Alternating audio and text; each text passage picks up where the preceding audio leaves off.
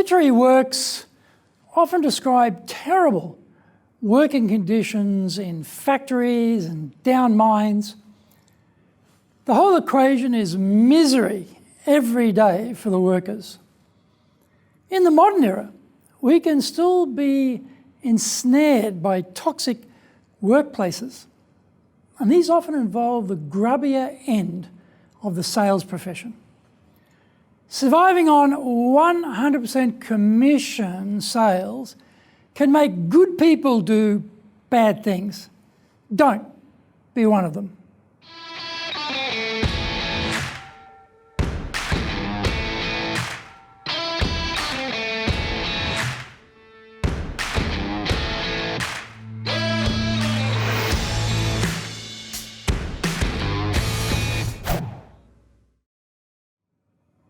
Welcome back to this weekly edition, every Monday, of the Cutting Edge Japan Business Show. I'm your host, Dr. Greg Story, your corporate coaching and training guy, president of Dale Carnegie Training Japan, and best-selling author 2 times of Japan Sales Mastery and Japan Business Mastery. We are bringing the show to you from our High Performance Center here in Akasaka in Minato-ku, the business center of Tokyo. Why the cutting edge? In this show, we are looking at the critical areas for success in business in Japan. We want to help advance everybody's thinking so that we can be at the forefront, at the cutting edge of how to flourish here in this market. This is episode number 143, and we are talking about don't work for idiots in sales. Soredewa ikimashou. So let's get going. Bullying, humiliation, ridiculous stretch targets, rubbish goods, stress, shame, a toxic cocktail often suffered in the sales environment. We often get into sales by accident. There are not many varsity business courses in sales. There is sales training available, provided by companies like ourselves, but often this is not offered by the employer. The assumption is, you look after yourself. We won't invest in you, and what's more, we will fire you if you can't make your numbers. Churn 'em and burn 'em is a dominant ethos. The successful salespeople ride the favourable market conditions through until the inevitable downturn. If they survive that experience, they often wind up being the sales manager. Battlefield commands come on the back of your officer being removed by HQ or by the enemy. There is a high turnover rate in sales, both when people fail or succeed. In either case, you are out the door and off to somewhere else. The survivors who don't want to move on to the greener pastures often become the bosses. They continue the toxic culture regardless how stupid it is because that's all they know. It worked for them, so it's supposed to work for you. The client in all of this is the mark, to be harvested, to have their cash extracted, and then abandoned to their own devices thereafter. Often in bad sales organisations, area salespeople have to cover big territories. This is because they can only hit that one market once. They are selling a lie. Their product is not matched by good quality relative to the high price they charge. They have to scarper with the cash and get out of Dodge. They're like sharks, which have to keep swimming in order to breathe. They move from town to town, fleecing the rubes and riding off into the sunset with the buyer's cash in their pocket.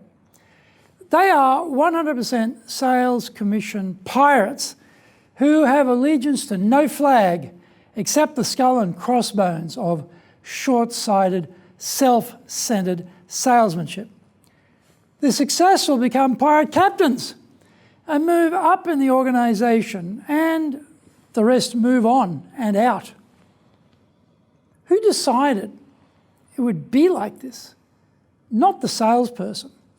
They join a company and then discover the disconnect between the cost and the value, between the public rhetoric and the internal reality. By this time, they've already left their previous job and are treading water to make commission and not drown in debt. They're always just 1 week from financial oblivion, so they have to keep dancing while the music is playing. The sales evil ethos is the company's making, and this is where the blame should lie. Bad sales organisations are inevitably run by bad sales managers. The reason is simple. Birds of a feather flock together. Good sales managers don't want and don't need to be involved in a business where they have to survive by fleecing the buyers. They see a bigger picture. They have ability and talent and a war chest of funds to offer them choices. Find out more when we come back from the break. If you want to sell more and do it more easily, do the Winning with Relationships selling course. If you can't build trust, no sale. Can't design excellent questions to understand the client's needs, no sale. Can't present the solution convincingly, no sale.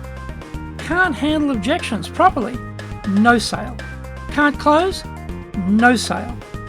Master the sales process by doing the Winning with Relationships selling course now in either Japanese or English. The bestseller, Japan Sales Mastery, is the new Bible of selling in Japan. To sell to Japanese buyers, you need to create long-term partner-level trust, fully understand Japanese buyers' real needs, convince buyers with your solutions, overcome their hesitation, fear and doubt, know how to ask for the order, ensure repeat orders. This book is the product of 30 plus years in the trenches selling in Japan. Order Japan Sales Mastery now.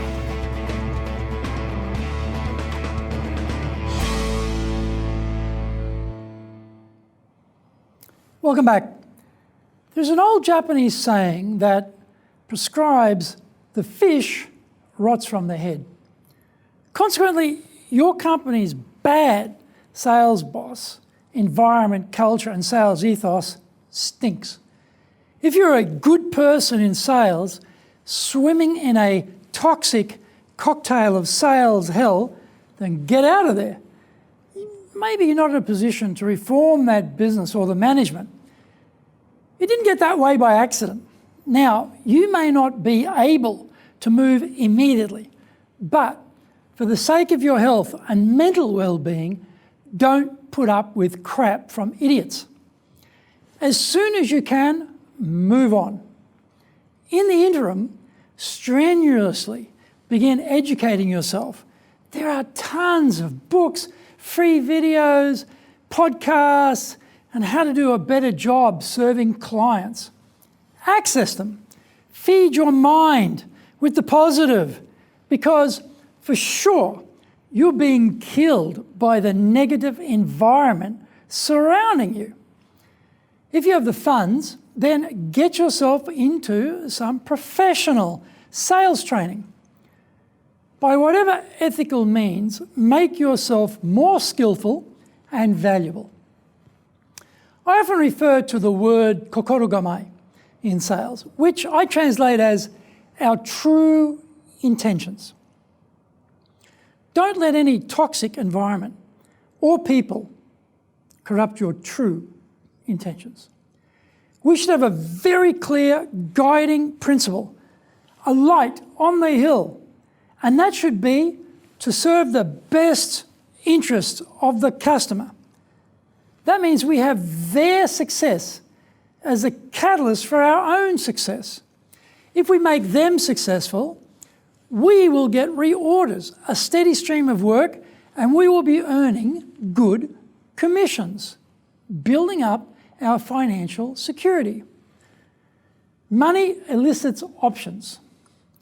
This is not instant, and it means creating a different type of client relationship with a longer sales cycle. The share of wallet increases over time when there's a good track record and strong trust. The lifetime value of the customer becomes an integral part of the equation. This type of sales environment only exists in companies with a correct kokoro gamai. If your company is not like that, then do not become a lifer pirate. Get out of there and save your career, health, and mental well-being. Action steps. 1, decide that your time in this toxic environment must come to an end. 2, study sales diligently while you're organising your great escape. 3, make your kokoro gamai a clear vote in favour of serving the client. The Cutting Edge Japan Business Show is here to help you succeed in Japan. Subscribe on YouTube, share with your family, friends, and colleagues. Become a regular. Thank you for watching this episode, and remember to hit the subscribe button. Our website details are on screen now, enjapan.dalecarnegie.com. It's awesome value, so check it out. Please leave me some feedback on YouTube.